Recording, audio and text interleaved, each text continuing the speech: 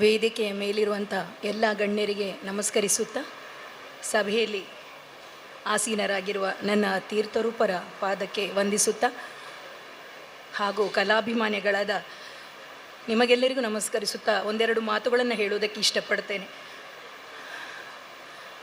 ಗೋವಿಂದ ಮಾವನ ಬಗ್ಗೆ ನೀವೆಲ್ಲರೂ ಹೇಳಿದಿರಿ. ನನಗೆ ಸಿಕ್ಕಿದಂಥ ಅನುಭವ ಒಂದೆರಡನ್ನು ಹಂಚಿಕೊಳ್ಳೋದಕ್ಕೆ ಇಷ್ಟಪಡ್ತೇನೆ. ಇದು ನನಗೆ ಮಾತ್ರ ಅಲ್ಲ, ನನ್ನ ವಯಸ್ಸಿನ ಹಾಗೂ ನನಗಿಂತ ಕಿರಿಯರು ಯಕ್ಷಗಾನ ರಂಗದಲ್ಲಿ ಇನ್ನು ಯಾರಿದ್ದೀರೋ, ಮುಂದೆ ಬರುವುದಕ್ಕಿದ್ದೀರೋ, ನೀವೆಲ್ಲರೂ ಇದನ್ನು ಅರ್ಥ ಮಾಡಿಕೊಳ್ಳುವಂಥ ಕೆಲವು ಅನುಭವವನ್ನು ಮಾತ್ರ ನಾನಿಲ್ಲಿ ಹೇಳ್ತೇನೆ. ಒಂದಕ್ಕೊಂದು ಲಿಂಕ್ ಇಲ್ಲದೆ ಇರ್ಬೋದು, ಯಾಕಂದರೆ ನಾನು ಆಗಾಗ ಅವರಿಂದ ಪಡೆದಂತಹ ಅನುಭವ ಅದು. ಮೊನ್ನೆ ತೀರಿ ಹೋಗುವ 1-2 ತಿಂಗಳ ಮೊದಲು BC ರೋಡಿನ ಒಂದು ತಾಳಮದ್ಲೆಯಲ್ಲಿ ಅರ್ಥ ಹೇಳಿ ನನಗೆ ಸಿಕ್ಕಿದ್ರು. ಎಂತ ಮಾವ ರೆಸ್ಟ್ ಮಾಡಲಿ ಆಗುತ್ತಿಲ್ಲ ಹೇಳಿದ್ದಕ್ಕೆ, ಎಂಥರ ರೆಸ್ಟ್ ಮಾಡೋದು, ನನಗೆಂತ ಇದು ಹೇಳಿದರು. ಆಗ ಹೇಳಿದರು, ನಾನು ಮನೆಗೆ ಬತ್ತೆ, ನನಗೆ ಇನ್ನೂ ಬರೆವಲೇಡಿಯಾ ಹೇಳ್ತಾ ಹೋಗುತ್ತೆ, ನೀ ಬರೀತೆಯಾ ಹೇಳಿದರು. ಅವರಲ್ಲಿ ಇನ್ನೂ ಆ ತುಡಿತ ಇತ್ತು ನೋಡಿ, ಬರೀಬೇಕು ಮುಂದಿನ ಜನಾಂಗಕ್ಕೆ, ಮುಂದಿನ ಪೀಳಿಗೆಗೆ ಅಂತ ಹೇಳಿ. ಅದನ್ನು ನಾನು ಗಮನಿಸುವುದಕ್ಕೆ ಇಷ್ಟಪಡ್ತೇನೆ. ಹಿಂದಿ ಪಂಚವಟಿ ಮಾಡಿ ನಾವು ದೇಶ ವಿದೇಶಕ್ಕೆ ಹೋದಾಗ ಅದಕ್ಕೆ ನಾವು ಮೊದಲಾಗಿ ಡೈರೆಕ್ಷನ್ ತೆಕ್ಕೊಂಡದ್ದು ಡಾಕ್ಟರ್ ಪ್ರಭಾಕರ್ ಜೋಶಿ ಹಾಗೂ ಗೋವಿಂದ ಮಾವಂದು. ಹಿಂದಿ ಯಕ್ಷಗಾನಕ್ಕೆ ಏನಪ್ಪ ನಿರ್ದೇಶನ ಅಂತ ನಿಮಗೆ ಅನುಮಾನ ಬರ್ಬೋದು. ಆದರೆ ಕರ್ನಾಟಕ ರಾಜ್ಯದಿಂದ ಹೊರಗೆ ಹೋಗುವಾಗ ಆ ಯಕ್ಷಗಾನ ಹೇಗೆ ಇರಬೇಕು ಹೇಳುವುದಕ್ಕೆ ಡಾಕ್ಟರ್ ಜೋಶಿಯವರು ಹಾಗೂ ಗೋವಿಂದ ಮಾವ ತುಂಬ ಅನುಭವವನ್ನು ಕೊಟ್ಟಿದ್ದಾರೆ. ದಿತ್ತ ದಿಮಿ ತಾತೋ ಎನ್ನುವಂತಹ ಹೆಜ್ಜೆಯನ್ನು, ಪ್ರಥಮ ಹೆಜ್ಜೆಯನ್ನು ಯಾರೂ ಬಳಸುವುದಿಲ್ಲ. ಅವರ ಶಿಷ್ಯರಾದಂತಹ ಗೋವಿಂದ ಸುಣ್ಣಂಬಳದವರು ಹಾಗೂ ಜಗದಾವಿ ಬಳಸು ನಾನು ನೋಡ್ತೇನೆ. ಅದನ್ನು ದೀಪಕ್ ರಾವ್ ಪೇಜ ಅವರಿಗೆ ಹೇಳಿಕೊಟ್ಟು ಈಗ ಅನೇಕರು ಅದನ್ನು ಭೀಷ್ಮನ ಪಾತ್ರಕ್ಕೆ, ಪಂಚವಟಿಯ ರಾಮನ ಪಾತ್ರಕ್ಕೆ, ಆದಿತಾಳಕ್ಕೆ ಹೇಗೆ ಬಳಸ್ತಾರೆ ಅಂತ ಅವರು ತೋರಿಸಿಕೊಟ್ಟು, ಮಾತ್ರ ಅಲ್ಲ ಹೇಗೆ 1 ಗಂಟೆಗೆ ಸೀಮಿತವಾಗಿ ನೀನು ಪ್ರದರ್ಶಿಸಬೇಕು, ಹೇಗೆ ವೇಷಭೂಷಣಗಳಿರಬೇಕು, ಯಾಕೆ ರಾಮ ಲಕ್ಷ್ಮಣ ಪಂಚವಟಿ ಇದು ಪರಂಪರೆಯೇ ಮಾಡಬೇಕು ಅಂತ ನನಗೆ ಮಾಹಿತಿಯನ್ನು ಒದಗಿಸಿದವರು. ದೆಹಲಿಗೆ ಕರೆಸಿಕೊಂಡು ನಾವು ಅವರ ಹತ್ರ ಕೆಲವು ಡೆಮಾನ್ಸ್ಟ್ರೇಷನ್ಗಳನ್ನು ಮಾಡಿಸಿದ್ದೆವು ಯೂನಿವರ್ಸಿಟಿಗೆ. ಡೆಲ್ಲಿ ಯೂನಿವರ್ಸಿಟಿಯಲ್ಲಿ ಅವರು ಹನುಮಂತ ಒಡ್ಡೋಲಗ ಮಾಡಿ ಕೊನೆಗಾಗಿ ಅವರಿಗೆ ಎಲ್ಲ ಮುಗಿದ ಮೇಲೆ ಕೈಕಾಲು ನಡಗಿತು, ತಲೆ ತಿರುಗಿತು. ಎಂತ ಮಾವ ಅಂತ ಕೇಳಿದಾಗ ಎಂತ ಇಲ್ಲ ಹೇಳಿದರು. ಕೂಡಲೇ ವೇಷ ಬಿಚ್ಚಿ ನಾವು ಆಸ್ಪತ್ರೆಗೆ ಕರ್ಕೊಂಡು ಹೋದೆವು. ಶುಗರ್ ಹೈ ಆಗಿತ್ತು, ಮಾತ್ರೆ ತೆಕ್ಕೊಳ್ಳಿಲ್ವಾ ಅಂತ, ಇನ್ಸುಲಿನ ಅಂತ ಕೇಳಿದರು ಡಾಕ್ಟ್ರು. ಆಗ ಅವರು ಹೇಳಿದ್ದೇನು ಅಂತ ಹೇಳಿದರೆ, ನಾನು ಮಾತ್ರೆ ಬಿಟ್ಟಿಕ್ಕಿ ಬೈಂದೆ 4 ದಿನ ಅಲ್ಲದ, ತೊಂದರೆ ಇಲ್ಲೇ ನಾಳಂಗೆ ಹೋಪದಲ್ಲದ ಹೇಳಿದರು. ಎಂತ ಮಾವ ಎಂತಕ್ಕೆ? ಅಲ್ಲ, ಊರಿನ ಡಾಕ್ಟ್ರ ಮಾತ್ರ ಇಲ್ಲಿ ಸಿಕ್ಕುತ್ತಾ ದೆಹಲಿಯಲ್ಲಿ, ಮತ್ತೆ ನಿಂಗೋಗಿ ಬೇಕಾದಷ್ಟು ಕೆಲಸ ಇಪ್ಪಾಗಿ ಎನ್ನದೊಂದು ಎಂತರ ಹೇಳಿ.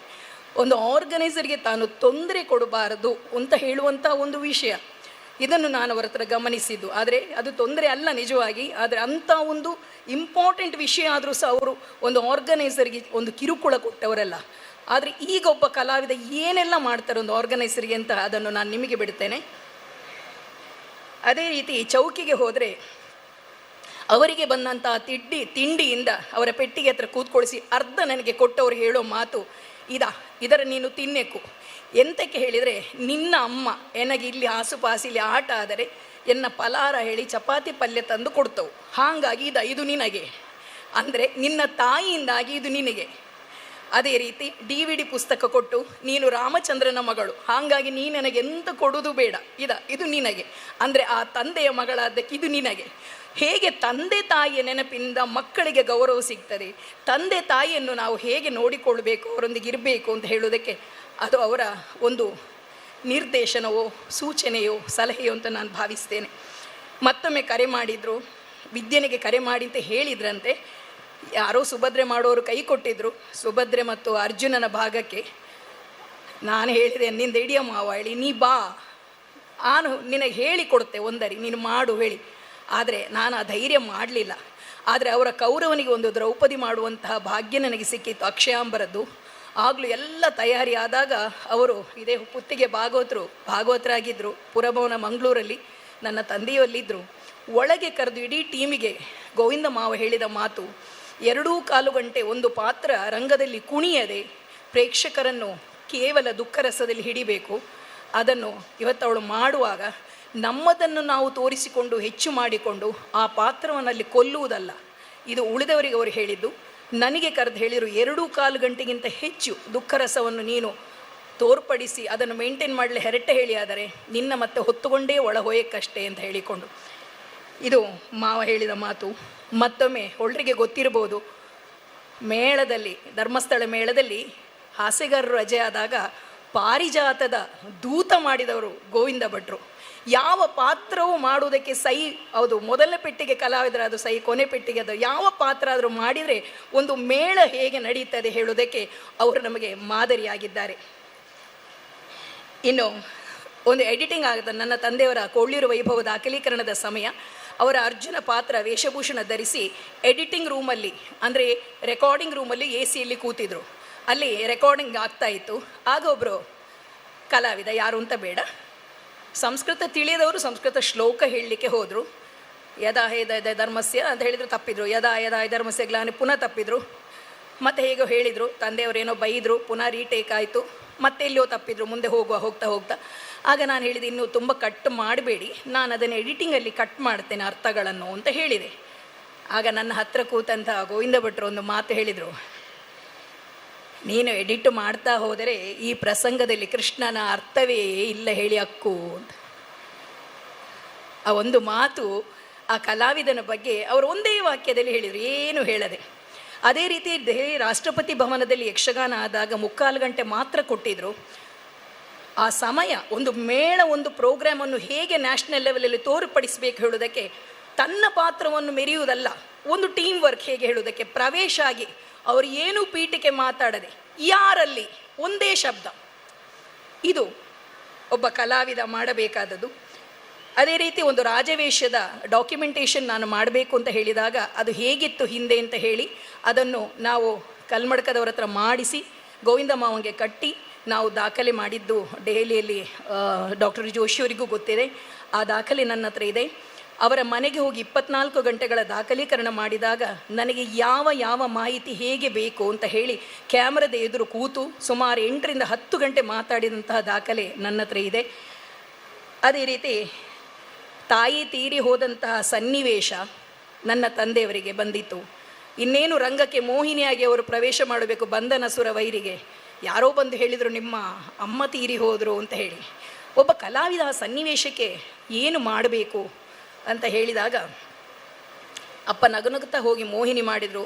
ಮರುದಿನ ಚಂದ್ರಮತಿಯ ಪಾತ್ರದಲ್ಲಿ ತನ್ನ ದುಃಖ ತೋಡಿಕೊಂಡ್ರು. ಈ ಸನ್ನಿವೇಶವನ್ನು ಗೋವಿಂದ ಭಟ್ರು ಒಮ್ಮೆ ನನ್ನ ಹತ್ರ ಹೇಳಿದಾಗ ಹೇಳಿದರು, ಕಲಾವಿದನಿಗೆ ಮನೆ ರಂಗಸ್ಥಳವೇ ಮನೆ, ಅವನಿಗೆ ಮನೆ ಹೇಳಿ ಬೇರೆ ಯಾವುದೂ ಇಲ್ಲ. ಹಾಗಾಗಿ ನಾವು ಈ ರಂಗಕ್ಕೆ ಯಾವತ್ತೂ ಯಾವುದನ್ನು ಹೊತ್ತುಕೊಂಡು ಬರುವುದಕ್ಕಿಲ್ಲ ಮಗು, ಏನಿದ್ರು ಆ ಪಾತ್ರವಾಗಿ ಹೋಗಬೇಕು, ನಮಗೆ ಮತ್ತೆ ಮನೆಗೆ ಹೋದ ಮೇಲೆ ಉಳ್ದದ್ದೆಲ್ಲವು. ಹಾಗಾಗಿ ರಾಮಚಂದ್ರ ಸರಿಯಾದ್ದನ್ನೇ ಮಾಡಿದ, ಆನಾದರೂ ಅದನ್ನೇ ಮಾಡುವುದು ಹೇಳಿ, ಇದೆಲ್ಲ ನಾವು ಅವರಿಂದ ಕಲಿಯಬೇಕಾದ್ದು. ಈ ಇನ್ವಿಟೇಷನ್ನಲ್ಲಿ ನಾನೊಂದು ಬಹಳ ಇಂಪಾರ್ಟೆಂಟ್ ಶಬ್ದವನ್ನು ತುಂಬ ಖುಷಿಯಾಗಿ ನೋಡಿ ತುಂಬ ಖುಷಿಪಟ್ಟಿದ್ದೇನೆ, ವರನಟ. ಈ ವರನಟ ಅಂತ ಹೇಳಿದ ಕೂಡಲೇ ನಮಗೆಲ್ಲರಿಗೂ ಅದರ ಎದುರು ಬರುವಂಥ ಹೆಸರು ಡಾಕ್ಟರ್ ರಾಜ್ಕುಮಾರ್ ಅಲ್ವೇ, ವರನಟ. ಅದೇ ರೀತಿ ಹಿಂದಿ ಮೂವೀಸ್ ಅಂತ ನಾವೇನ ತೆಕ್ಕೊಂಡ್ರೆ ಅಮಿತಾಬ್ ಬಚ್ಚನ್. ಆ ಸಾಲಿಗೆ ಇವತ್ತು ನಮ್ಮ ಗೋವಿಂದಣ್ಣನನ್ನು ಸೇರಿಸಿದ್ದಾರೆ, ಗೋವಿಂದ ಮಾವನನ್ನು. ಒಬ್ಬ ಮೂವಿ ಆ್ಯಕ್ಟ್ರ್ AC ಬಸ್ ಬರ್ತದೆ, ಅದರಲ್ಲಿ ಕೂತ್ಕೊಳ್ತಾನೆ, ಅವನು ಬೆವರುವುದಿಲ್ಲ. ಅವನಿಗೆ ಪರಿಚಾರಕರು ಇರ್ತಾರೆ, ಮೇಕಪ್ಪಿಗೆ, ಗಾಳಿಗೆ, ಇನ್ನೊಂದಕ್ಕೆ, ಮತ್ತಿಗೆ, ಜ್ಯೂಸ್, ಫುಡ್ ಇತ್ಯಾದಿ ಎಲ್ಲವೂ. ಅಷ್ಟು ಮಾಡಿದ ಮೇಲೆ ಅವನು ಕಟ್ ಟೇಕ್ ಅಂತ ಹೇಳಿ ಮಾಡಿ ಒಂದು ದೃಶ್ಯವನ್ನು ಎಷ್ಟು ಹೊತ್ತು ಮಾಡ್ತಾನೆ. ನಾವದನ್ನು ದುಡ್ಡು ಕೊಟ್ಟು ಸೀನಲ್ಲಿ ನೋಡಿ ವಾವ್ ಅಂತ ಹೇಳ್ತೇವೆ, ಅವನು ಬರುವಾಗ ಲಕ್ಷಗಟ್ಟಲೆ ಜನ ಸೇರ್ತಾರೆ. ಅದೇ ನಮ್ಮ ಗೋವಿಂದ ಮಾವ ವೀಳ್ಯದಲ್ಲಿ ಹಾಕಿ ವೇಸ್ಟ್ ಕಟ್ಟಿಕೊಂಡು ಅವರಷ್ಟಕ್ಕೆ ಒಂದು ಜೋಳಿಗೆ ಹಾಕಿ ಬರ್ತಾರೆ. ಅಂಥ ಮೇರು ನಟನಿಗೆ ಯಾವುದೇ ಕಟ್ಟು ಟೇಕ್ ಇಲ್ಲ. ಮನೆಯಿಂದ ಉಂಡು ತಿಂದು ಬಂದಿದ್ದಾರೋ ಇಲ್ಲೋ ಗೊತ್ತಿಲ್ಲ. ಅವರ ಎನರ್ಜಿಗೆ ಅವರು ಕುಡಿಯೋದು ಚಪ್ಪೆ ಚಾ, ಹೆಚ್ಚು ತಪ್ಪಿದರೆ ಮಜ್ಜಿಗೆ. ಇದು ಎಲ್ಲ ಕಲಾವಿದರಿಗೂ ಹೇಳ್ತಾ ಇರೋದು ನಾನು. ಅಂಥವರಿಗೆ ಡಾಕ್ಟರೇಟ್ ಅರಸಿಕೊಂಡು ಬಂತು, ರಾಜ್ಯ ಪ್ರಶಸ್ತಿ ಅರಸಿಕೊಂಡು ಬಂತು, ರಾಷ್ಟ್ರ ಪ್ರಶಸ್ತಿ ಅರಸಿಕೊಂಡು ಬಂತು, ಪದ್ಮಭೂಷಣ ಅವರಿಗೆ ಸಿಕ್ಕಿತೆ ಅಂತಲೇ ನಾವು ಭಾವಿಸೋಣ. ಅವರಿಗೆ ಆ ಪದ್ಮಭೂಷಣಕ್ಕೆ ಅದು ಮಾನ್ಯತೆ ಹೊರತು ಗೋವಿಂದ ಭಟ್ರಿಗೆ ಬಂದು ಅವರ ಗೌರವ ಹೆಚ್ಚಾಗಬೇಕಾಗಿಲ್ಲ. ಆದರೆ ಇಂಥ ವರನಟ ಅವರ ನೆನಪಿಗೆ ನಾನು ಹೇಳೋದು, ನಾನು ಮೊದಲು ಅಟ್ಟಿಯ ಒಂದು ನಿರ್ದೇಶಕಿ ಆಗಿದ್ದೆ, ಯಕ್ಷ ಮಂಜುಷ ತುಂಬ ಸ್ಪೀಡಾಗಿ ನಡ್ಕೊಂಡಿತ್ತು. ಈಗ ಸ್ವಲ್ಪ ಸ್ಲೋ ಡೌನ್ ಇದ್ದೇನೆ. ಆದರೂ ನೀವೆಲ್ಲರೂ ಸಹಕರಿಸಿದರೆ ನಾವೆಲ್ಲರೂ ಸೇರಿ ಗೋವಿಂದ ಮಾವನ ನೆನಪಿಗೆ ಅವರದೊಂದು ಸ್ಟ್ಯಾಚ್ಯೂ ಎಲ್ಲಿಯಾದರೂ ದಕ್ಷಿಣ ಕನ್ನಡದಲ್ಲಿ ನಾವು ಮಾಡಬೇಕು, ಅಲ್ಲಿಗೊಂದು ವೃತ್ತದ ಹೆಸರು ನಾವು ಕೊಟ್ಟರೆ ಬಹುಶಃ ಈ ಸ್ಮರಣೆ ಸದಾ ಸ್ಮರಣೀಯವಾಗ್ತದೆ ಅಂತ ಹೇಳ್ತಾ, ಈ ಅವಕಾಶಕ್ಕಾಗಿ ಕೀಲಾರು ಪ್ರತಿಷ್ಠಾನಕ್ಕೆ ನಾನು ವಂದಿಸ್ತಾ ನನ್ನೆರಡು ಮಾತುಗಳನ್ನು